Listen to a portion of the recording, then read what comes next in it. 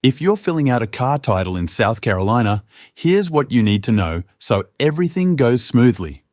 Start by flipping over your title and looking at the top right corner on the back. You'll see a space labeled Signature of Seller. Sign your name there. Just below that, there's a line that says Hand-printed name of seller. Print your name neatly on that line. Make sure both match exactly how your name is written on the front of the title. Try not to use any whiteout or make corrections.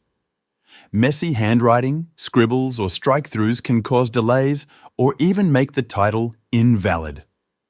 Now, if there's more than one owner listed on the title, here's how that works. If the word OR is printed between the names on the front, then only one person needs to sign. But if it says and /or nothing at all, then all listed owners must sign and print their names.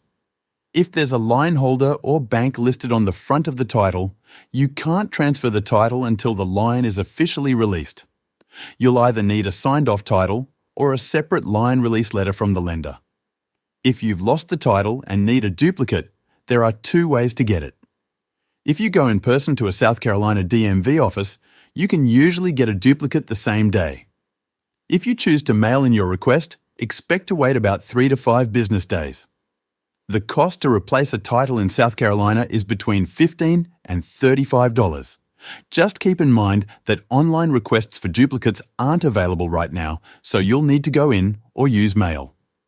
To find your nearest DMV, head over to the official South Carolina DMV website, or you can send mail to this address. That's all you need to fill out or replace a car title in South Carolina without any hassle.